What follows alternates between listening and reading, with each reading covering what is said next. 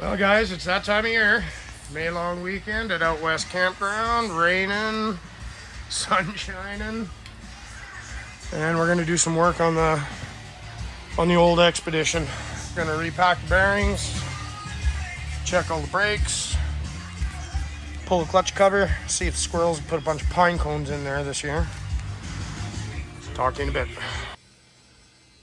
So the back is a sealed unit bearing. I guess I should have Googled that before I took it all apart just to find out I can't grease it. It's pretty cool though. I guess with the extra towing capacity, they put a heavier duty bearing. That's why the axle nut torque spec is so low, 88 foot-pounds.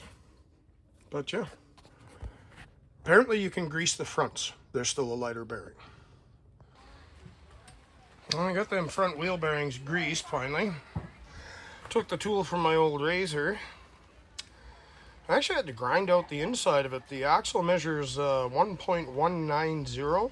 This was 1.190, fit on fit. It wouldn't go in. I measured her up. Took the good old burring bit to the inside of it, and I got her to fit in.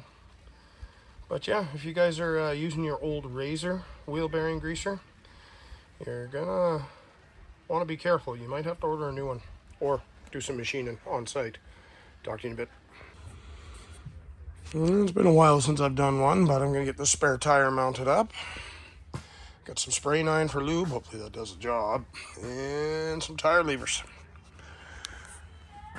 Get that cryptid, and hopefully the garage floor is sturdy enough to get that thing rassled on there. Well, I got her rassled on, didn't take too long. Had to get a little creative there, that tire is so rigid. I couldn't get the one side down into the low spot on the rim to make it easier to pull the other side of the tire on. I had to break out the old trailer jack, put it under the trailer hitch, and use it to push down on the tire to get it to collapse a little bit. Once I got her collapsed, she slipped right on. And she don't want to seat that last little bit of the way.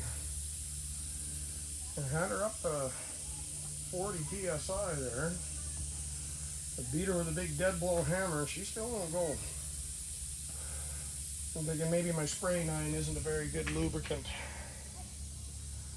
So I'm gonna let the air out of her, see what it gives. Try it again. Tire says don't go over 36 psi to seat the bead, and I typically follow those. Gonna run at her again here.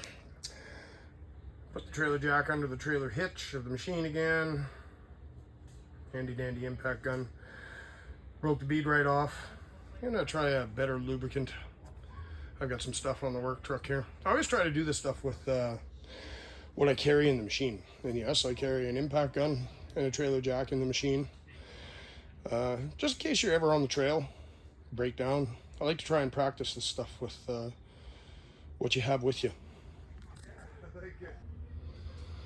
Well, it took some doing, but I finally got her. I used O-ring lubricant, just what I had with me on the service truck. 9 o'clock at night. I think I'm gonna take off, shut her down, go over to a friend's fire. Wife's already over there waiting for me. Cook up a hot dog. Till next time, guys, have a good one.